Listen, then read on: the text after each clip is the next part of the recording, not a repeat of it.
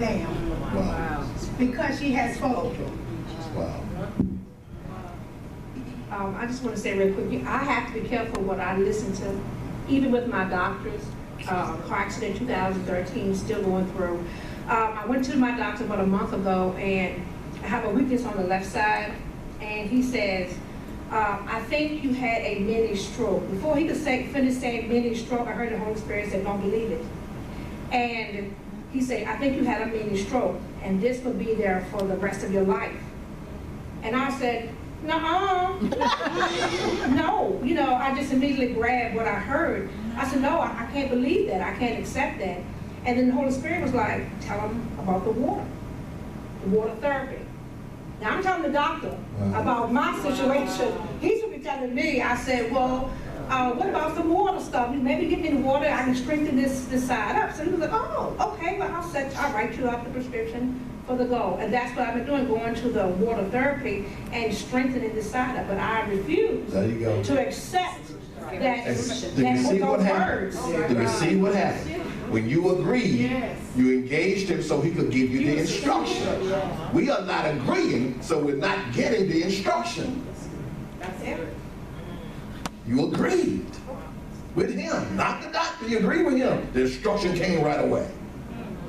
The doctor agreed with her. Right. That's kingdom. You influence. Because the kingdom government would never submit to this government. Exactly. This government has to submit to That's it. right. That's right. That's why he had to do it. Sean was going to say something earlier. What I've seen is a lot of churches, they will have, like relay for cancer type things. And what they're actually doing, they are agreeing with Right.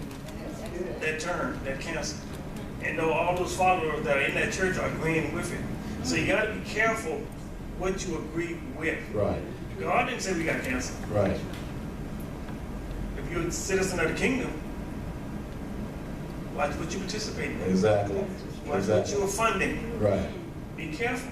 Amen. Because you agree with it, it may come to you. Amen. Amen. Amen. Oh, yeah. Yeah. Babylon has bread and wine too. Proverbs 4 teaches you that. It has its own bread and wine. And if you partake of it, okay, here you go. You will never defeat the devil operating in Babylon. That's his system. People trying to defeat the devil, but you operate in his system. He has mastered that system. He's the progenitor, the father of that system. It's devised by man, influenced by Satan. You will never defeat him using his system.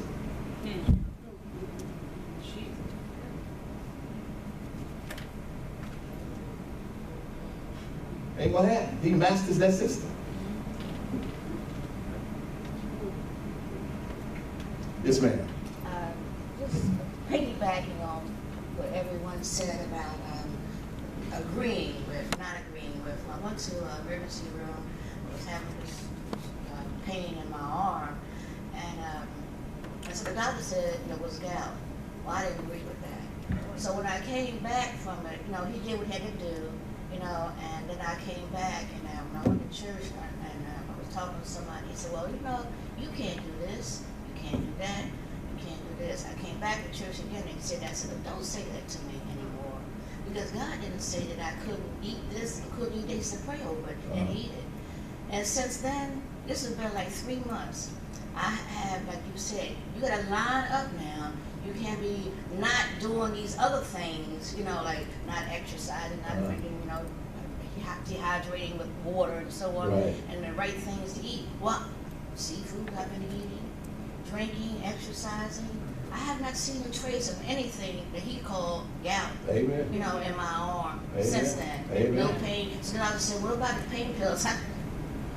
I haven't taken the pain pills. He said, I can see that you haven't taken it. He gave me a prescription for it. Right. And I brought the bottle back to him. He said, well, you haven't even taken them.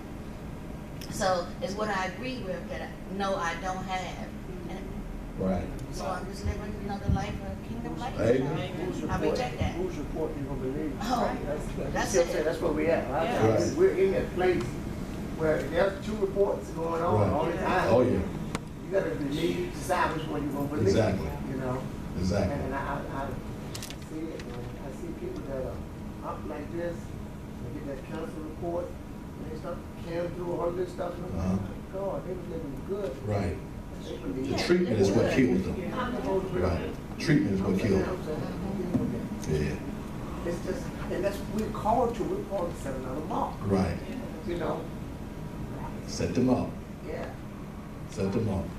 We gotta get this next generation in position so that they are not in the same place as we have. And they understand, that is not the life God purposed for me to live. I don't have to accept that. Gotta move the mark. And I'm telling you, you don't move the mark by doing what's already been done. You gotta be a trendsetter, a pioneer.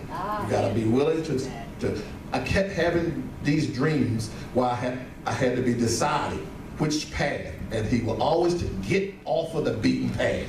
He would always tell, I'll be looking for the interstate. I'll be looking for the exit to get on the interstate. I would never get on the interstate. The interstate represents the beaten path. Everybody's on the interstate. We have traveled the interstate forever. I will always be on a dirt road, an unbeaten path. Trendsetter, pioneer, setting the mark. Let me tell y'all something. Don't fall in love with your title. Don't fall in love with your title. You can't talk kingdom if you don't address marketplace. And if you got the type of anointing that you got to have somebody to call you something before that anointing gets activated, you can't go in the marketplace. Because they don't call you that. And you don't need to be called that. That's right. That's right. Don't fall in love with your title. That's right.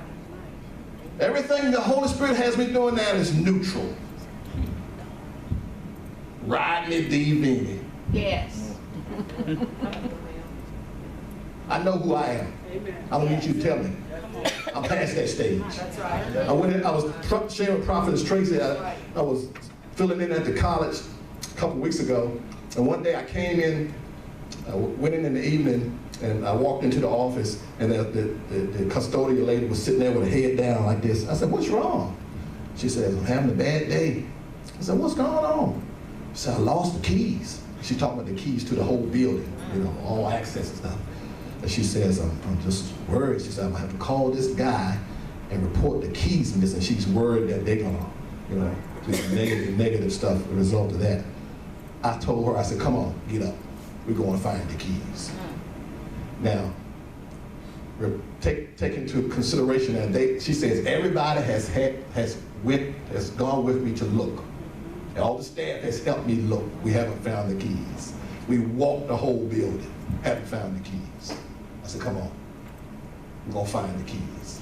I told her, I said this, I said, I have a nose to find things. Prophets find things. Yes. I said, come on, we're gonna find the keys.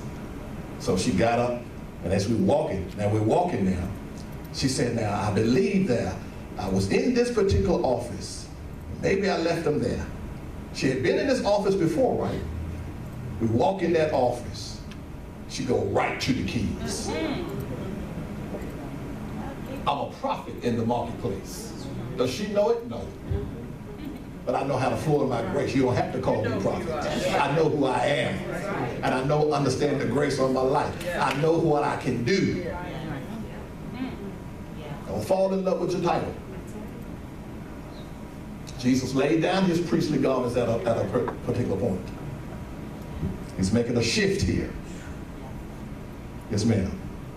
Prophet, when you were talking about you can't beat the devil in his own system, and it reminded me of, if you go to play baseball and you go to the opponent's place where they have their diamond man, and then they have hired their referees from out of the audience and their players, and then you go to play against them, you definitely are not going to win. Right, he set up against you. And it's a setup. Right. And so, you know, trying to live in this system and expecting this system to work for us is like playing that game where everything is set up before you get there. Right. For the opponent to win. Exactly. On the other hand, the kingdom is set up for us to win. Yes. It's set up for us to win. The plan of God is set up for us to win. Scripture talks about we like children in the marketplace. We're running around here playing transactions are taking place. Right. The home countries, transactions are always taking place. Exactly. You got to be in a place to hear, see those transactions, and being able to follow those transactions. Exactly. Move. Yes. Moving in the grace that God Yeah. has given. What you was doing was moving in the grace. Exactly. That God had bestowed upon you. Right. And grace don't leave when you leave. That's right. And it don't get activated when somebody called me that. I wake up in the morning, I'm that. You can call me 2, 3 o'clock in the morning. It's the same thing.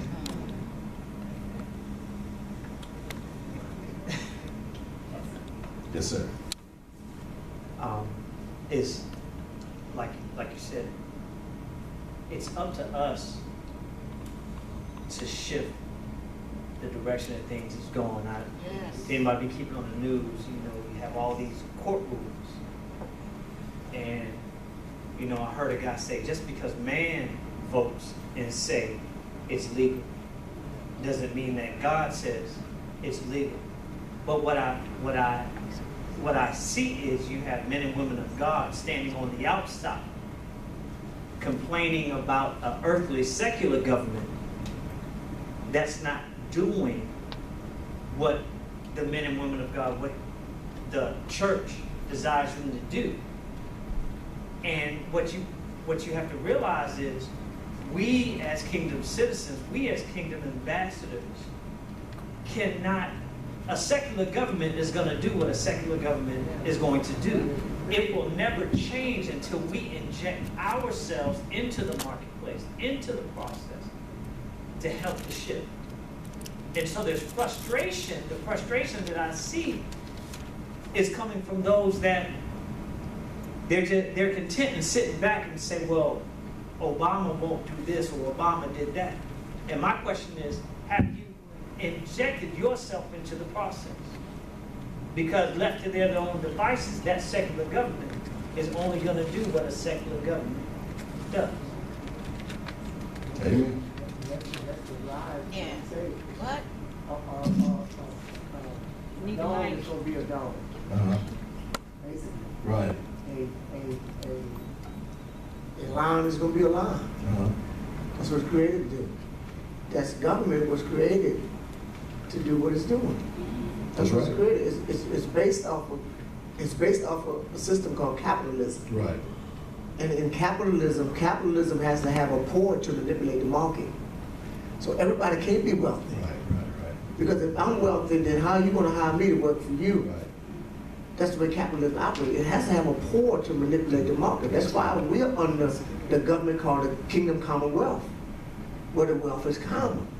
God is not, he's not intimidated by your wealth because he gives you wealth.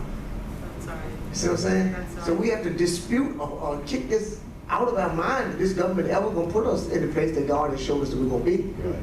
Because of the fact that that's what it's institutionalized. It has to have a power to manipulate the market. Exactly. Right. There is not you can't make money off of curing people of cancer. Right. They got to keep you coming. Exactly. Ain't no money being made if I cure you. Right. So the system is out there. Set out. Amen. Your grief becomes that wealth, Uh-huh. or your oppression becomes that wealth. Right. Yep. You know, Yeah. look at the story on the news where a doctor was diagnosing all 200-some Right. people with cancer that didn't have And it. giving them treatment. Did you get the treatment? He got all these millions of dollars. Right. And these people, a lot of these loved ones died through the treatments Right. and never had the disease. Exactly. Right. So your oppression becomes that wealth. Right. That's why he said the wealth of the just. The wealth is laid up for the just. We got to go in and be able to diagnose and see this, what's going on, and say, something's wrong here. There's a red flag. That loved ones is buried, that loved ones that never had cancer. Yeah. And he diagnosed with him so he could get the money for the treatments. Yeah. Babylon is designed to be Babylon. Right. Don't expect it to be nothing but Babylon. Exactly. We're under a different government. Amen. We expect that government to care us where we need to be. Amen. Yes. In terms of doctors, I don't undermine what a doctor does, but even on that note, a doctor goes through years and years of school and college and all this and that. And when you think about it, you go on a doctor, one of the first things you got to do is fill out this sheet. And it asks you your family history. And in most common situations, they just diagnose you based off of the information that you already give them. So you're just helping them make money. So they didn't even figure it out in most instances. A lot of the times they're going off of the information that you give them. Because that information supplies and shows them what your DNA is. Right. But when you understand who you are as a citizen of the kingdom, you pick up a different DNA. Right. Because high blood pressure ran in my family, I'm a new creature. I'm born in Christ now, so that DNA line stops with me. Now I'm on the DNA of God. There ain't no high blood pressure in there. See, that's you right. That's how they diagnose you. Amen. that's how the world system, it's set up. Oh yeah. But you know what you become? You become an experiment then to the doctor. Yeah. I'm sorry, somebody's, no, that's what you become. You become an experiment to the doctor. Because now,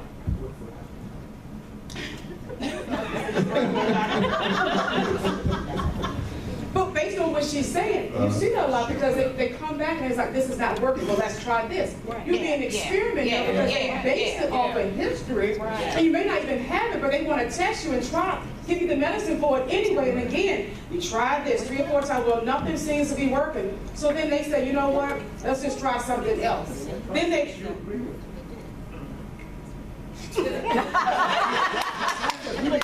Oh, I thought you said I agree with the honey. Okay, I was going to say.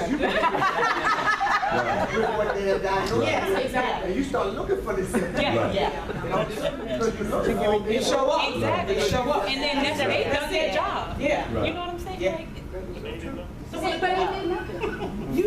Prophet Tracy, what do you do when you go to the doctor and just don't fill the form out? So you just gonna say, ta-da, you do what you do. You went to school for this, right?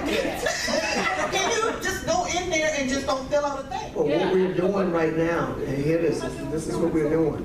We are right now unmasking the system. Just now, we're unmasking. We're sitting here together. This is what the ecclesia does. Right. This is what the church does, the ecclesia. It's the Congress of the government of God. You go in and you start unmasking the system. Right. This is what the ecclesia does.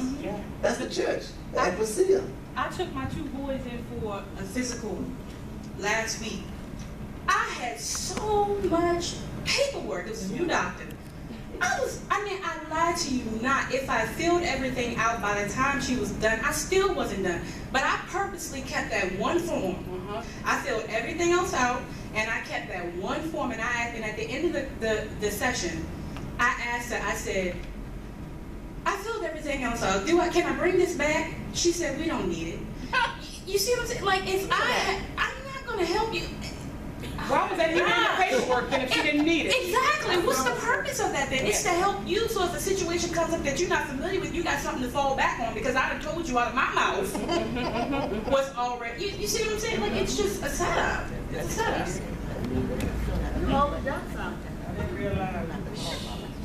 Now, not diminishing the value of a doctor. No, absolutely. But just certain things like that, hearing Kingdom Truth, it just enlightens you and you just start to think about these things and it's like, really? What's the purpose of that? I think we got a comment over here.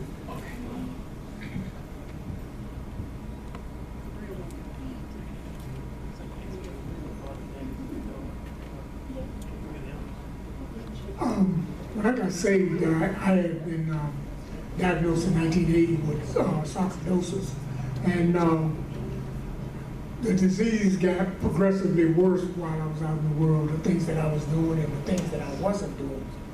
But in 2000, I was in the hospital in Roanoke, and the doctors diagnosed me and told me that I had 5 years to live.